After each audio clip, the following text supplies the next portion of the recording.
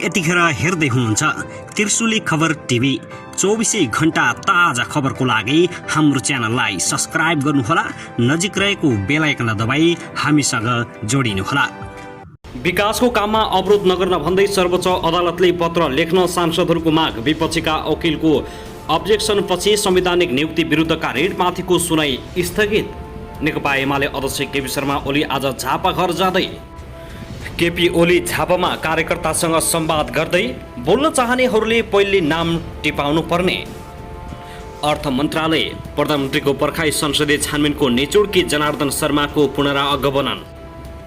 शेरबहादुर देउबाकी पत्नी आर्जु देउबा र भाजपा विदेश विभाग प्रमुख विजय चौथाई बीच भेटवार्ता, के भयो कुराकानी, यसबारे सम्पूर्ण जानकारी। समाजवादी केन्द्र बनाउने बहस, कामभन्दा हल्ला बढी। काङ्ग्रेसलाई कम क्षति हुने गरी गठबन्धन बनाउनु पर्ने काङ्ग्रेसका नेताहरूको माग। गठबन्धनभित्रको महागठबन्धनका कारण प्रचण्डको महत्व आकांक्षा बढ्यो। डा शेखर कोइराला। आर्जु देउबा र भाजपा विदेश बीच यति ठुलो सहमति के नारायण काजी श्रेष्ठले नेकपा एमालेमा प्रवेश गरेका हुन् त? नारायण काजी श्रेष्ठलाई भेट्न गृहमन्त्री बालकृष्ण खाँड हात टिपन। अहङ्गी विरुद्ध राजधानीमा थाल ठटाएर विरोध प्रदर्शन। आउँदो 2 वर्षपछि अन्तर्राष्ट्रिय अन्तरिक्ष केन्द्रबाट बाहिरिने रुसको घोषणा। सरकार प्रेस स्वतन्त्रताको पक्षमा छ, मिडियाले भ्रामक र अतिरञ्जन पैदा गर्ने सूचना दिनु भएन प्रधानमन्त्री देउबा। र मङ्सिर 4 गते नै निर्वाचन गर्ने निर्वाचन आयोगको तयारी दियो। 7 करोड मतपत्र छाप्न, यसबारे सम्पूर्ण जानकारी। सरकार भने फागुनमा गर्ने पक्षमा, यसै नतिजा कति बेला आउँदैछ यसबारे जानकारी। अब हेर्नुहोस् पुरा समाचार।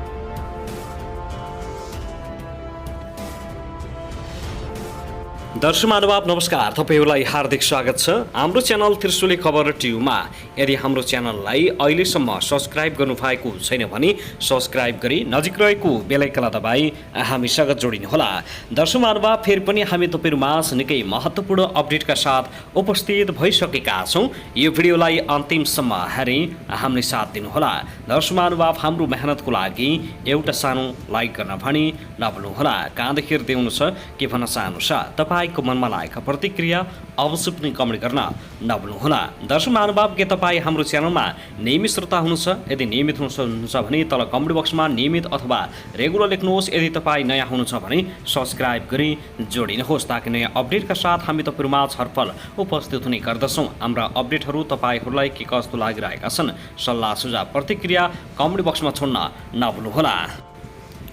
दर्शक महानुभाव, आउनुहोस् अब पहिलो खबरतर्फ लागौँ। नेपाली काङ्ग्रेसका नेता डा शेखर कोइरालाले आगामी निर्वाचनमा नेकपा माओवादी केन्द्र र नेकपा एकीकृत समाजवादीको दाबी गरे अनुसार तालमेल हुन नसक्ने स्पष्ट पारेका छन्। प्रेस युनियनले गरेको पत्रकार सम्मेलनमा बोल्दै प्रतिनिधि र प्रदेशसभाको प्रदेशको निर्वाचनमा काङ्ग्रेसका 3 शर्त माने मात्र चुनावी तालमेल हुन सक्ने बताएका हुन्। उनले भने, अब हामी प्रदेशको निर्वाचन र सँगै निर्वाचनमा होमिँदैछौँ। मलाई लाग्छ मङ्सिरको पहिलो हप्तामै निर्वाचन हुन्छ भन्ने मलाई विश्वास छ। त्यसमा काङ्ग्रेसलाई कम क्षति हुने गरी कसरी हामी जान सक्छौँ, किनकि गठबन्धनमा जाने भनेका छौँ, तर सबभन्दा कम क्षति हुने गरी कसरी जाने भन्ने हामीहरू छलफल गरिरहेका छौँ। केन्द्रीय समितिमा पनि छलफल भएको छ। उनले आर्थिक सामाजिक रूपान्तरण, वैदेशिक नीति र काङ्ग्रेस नेतृत्वको 5 वर्ष स्थिर सरकार बन्नुपर्नेमा अडान पेश गरेका छन्। गठबन्धन त गर्ने भनेर भन्यो, तर जसरी माओवादीले या एकीकृत समाजवादीले या जनता समाजवादी पार्टीहरूले कुरा उठाइरहनु भएको छ, उहाँहरूलाई के लागिरहेको छ भने हामी नै सबै कुरा हो भन्ने पनि लागिरहेको होला। त्यस्तो होइन। उनले भने काङ्ग्रेस ठुलो पार्टी हो, पुरानो पार्टी हो, अहिले स्थानीय चुनावमा पनि 100 भन्दा धेरै सिट जितेको छ। त्यसकारण पनि हामी सबैलाई समेटेर हिँडौँ भन्ने हामीहरूको सोच, तर काङ्ग्रेसलाई कम क्षति भएर जाओस् भन्ने मात्रै हो। हामी कुनै पनि हालतमा बराबर सिट दिएर जान सक्दैनौँ, शेखर कोइरालाले भनेका छन्। दर्शक महानुभाव, त्यसैगरी गृहमन्त्री बालकृष्ण खाँड र नेकपा माओवादी केन्द्रका नेता नारायण काजी श्रेष्ठ बीच भेटवार्ता भएको छ।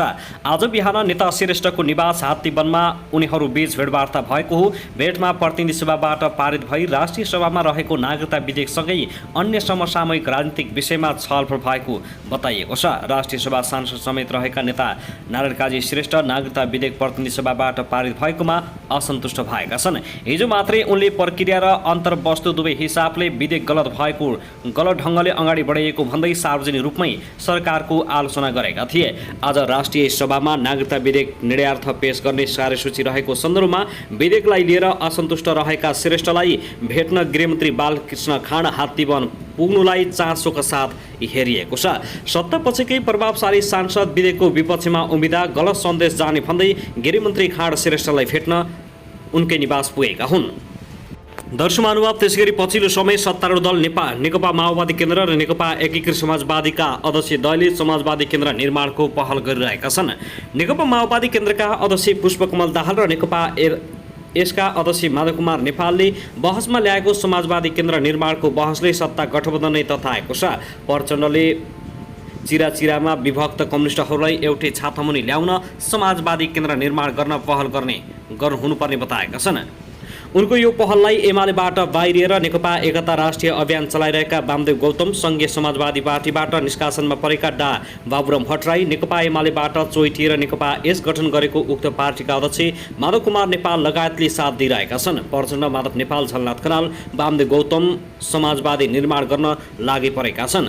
सोमबार सिंहदरबार स्थित माओवादी संसदीय दलको कार्यालयमा प्रचण्ड र वामदेव बीच भेटवार्ता भएको थियो। उक्त भेटवार्तामा समाजवादी केन्द्रको एकता संयोजक समिति बनाउने विषयमा छलफल भएको जनाइएको छ। भेटपछि सञ्चारकर्मीहरूसँग कुरा गर्दै नेता गौतमले आफूहरूको नेता प्रचण्ड हो भन्दै छलफलबारे उनीसँग कुरा गर्न आग्रह गरेका थिए।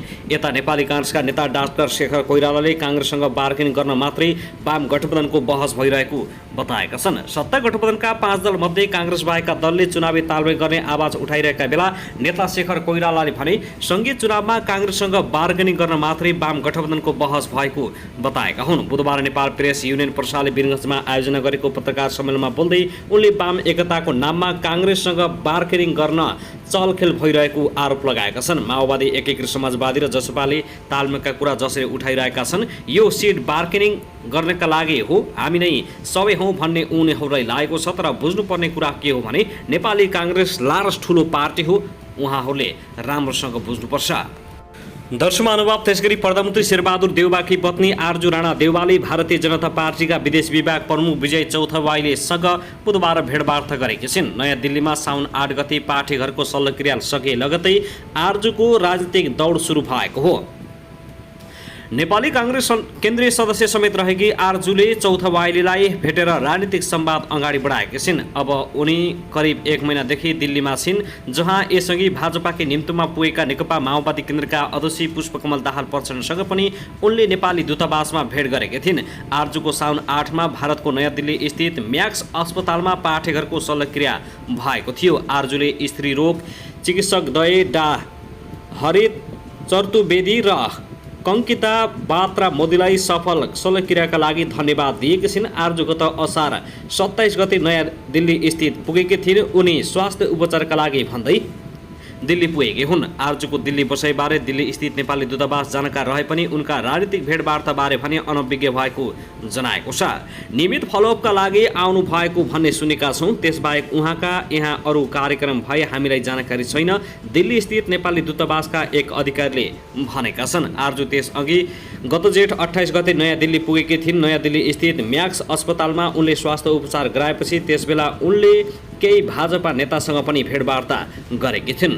दर्शक महानुभाव, त्यसगरी यता भने नेकपा एमालेका अध्यक्ष केपी शर्मा ओलीले निर्वाचन क्षेत्रका मतदातासँग 3 दिनसम्म अन्तर्क्रिया कार्यक्रम गर्ने भएका छन्। झापा क्षेत्र नम्बर 5 का कार्यकर्ता र मतदाता सहित अन्तर्क्रिया गर्न ओली बुधबार झापा पुगेका छन्। आज बुधबार झापाको बिर्तावनमा हुने एउटा सार्वजनिक कार्यक्रमलाई सम्बोधन गर्ने बाहेक 13 गते साँझसम्म उनले झापाका नेता कार्यकर्ता र मतदाताहरूसँग एक्लै तथा सामूहिक रूपमा भेटवार्ता गर्ने नेकपा एमाले प्रदेश कमिटीका सचिवालय सदस्य एवं झापा जिल्ला इन्चार्ज होमबहादुर थापाले जानकारी दिएका छन्। उनका अनुसार अध्यक्ष ओलीसँग भेटघाट गर्ने कार्यकर्ताको नामावली सङ्कलन गरिसकिएको छ।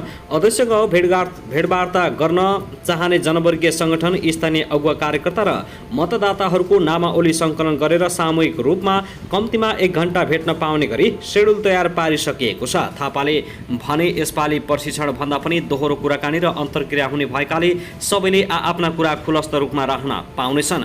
भेटघाटको समन्वय गरिरहेका थापाका अनुसार एमाले अध्यक्ष ओली आज बुधबार बिर्ता मोडमा उत्पीडित जातीय मुक्ति समाजको कार्यक्रममा सहभागी हुँदैछन्।